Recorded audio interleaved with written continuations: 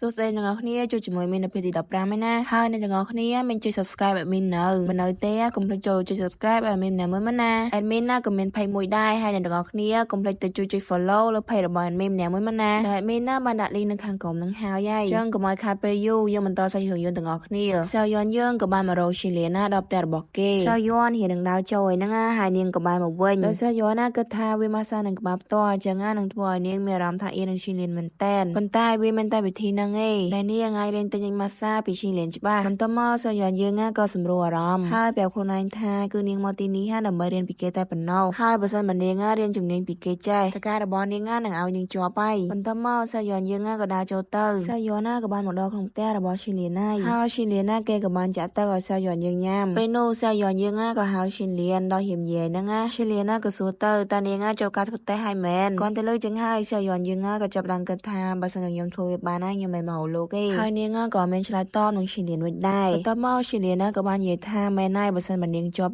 នាងក៏មិនមកខ្ញុំដែរគាត់ទៅលើចឹងហើយសយន់យើងរៀងភ្ញាក់ផ្អើលដែរហ្នឹងមិនក៏ឈីលៀនដឹងថានាងកំពុងគិតអីឈីលៀនក៏ប្រាប់ទៅខ្ញុំមិនដឹងថានាងកំពុងគិតអីទេប៉ុន្តែមើលទឹកមុខរបស់នាងក៏ដឹងហើយបន្ទាប់មកសយន់យើងក៏គិតថាចឹងខ្ញុំមិនចាំបាច់ប្រាប់គេហើយគេប្រកាសជាដឹងហើយហើយអីបានខ្ញុំមកទីនេះចឹងខ្ញុំមិនសួរក៏គេដឹងដែរតាមពិតខ្ញុំចង់ឲ្យគេបង្រៀនពីតិចនៃការម៉ាសានិយាយពីថាសយន់យើងក៏ប៉ុណ្ដែរអត់មាននិយាយប្រាប់ឈីលៀនយើងពីអីទេតែនាងក៏នៅគិតក្នុងចិត្តតែប៉ុណ្ណោះហើយទោះឲ្យឈីលៀនយើងជានាងនិយាយចេញមកឈីលៀនយើងជិះទៅចឹងនាងមិនមែនមកទីនេះដើម្បីសុំខ្ញុំមកនាងជាប់ទេអីសយន់ក៏ប្រាប់ទៅវាមែនទេខ្ញុំមកទីនេះដើម្បីសុំដំបូន្មានខ្លះៗពីលោកតើទៅធ្វើម៉េចដើម្បីជាប់វគ្គមួយនេះប៉ុន្តែខ្ញុំគិតថាជំនាញរបស់ខ្ញុំប៉ុណ្ណឹងគឺល្អហើយខ្ញុំក៏មិនយល់ថាមកពីបញ្ហាដែរដែលខ្ញុំមិនជាប់វគ្គនេះចឹងតើលោកអាចបង្រៀនខ្ញុំបានអត់ពីតិចនៃការម៉ាសាដោយសយន់យើងនាងក៏បានលើកដៃសម្បល់ឈីលៀនជួយបង្រៀននាងផងបន្ទាប់មកឈីលៀនក៏បានចាប់ដើមបង្រៀនសយន់យើងដែលកំពុងតែរៀនសយន់យើងសោហ្នឹងឈីលៀនយើងក៏បែរជាមកថើបសយន់យើងវិញតាមពិតទៅ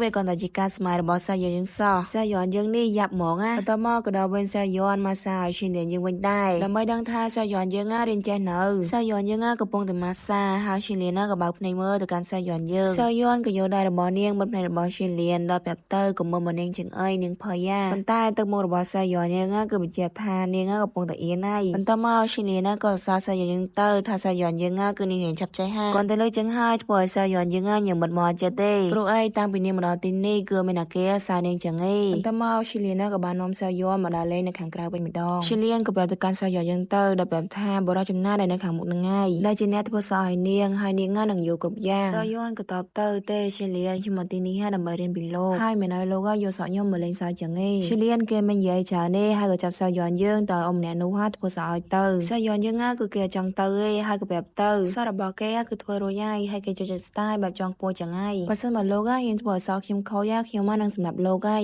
ទោះបីជាសក់យន់យើងនិយាយយ៉ាងណាក៏ដោយឈីលៀនយើងក៏គេស្ដាប់ដែរបន្ទាប់មកប្រុសម្នាក់ហ្នឹងក៏បានបដូរ style សក់របស់សក់យន់យើងហើយមានន័យឲ្យមានមើលទៅយ៉ាងប្លែកជាងមុនដែរហើយសក់យន់យើងក៏តែ cute ជាងមុនទៀតសក់យន់ក៏តែឃើញ style សក់មួយហ្នឹងក៏រៀងភ្ញាក់ផ្អើលដែរដោយសារថាវ៉ាវហ្មងសក់យន់យើងក៏បានសួរឈីលៀនទៅមិនដែរនាងប្រូ style សក់ចឹងគាត់ថាឈីលៀនយើងឃើញហើយគឺគេមិននិយាយអីទេប៉ុន្តែមួយឡើងភ្លឹកហ្មងអ្នកទាំងអស់គ្នាចឹងសក់យន់យើងគឺមិនតែប៉ុណ្្នឹងទេបើសិនអ្នកនរគ្នាចង់តាមដានពីបន្តកុំភ្លេចចុច subscribe ឲ្យមានម្នាក់មួយណា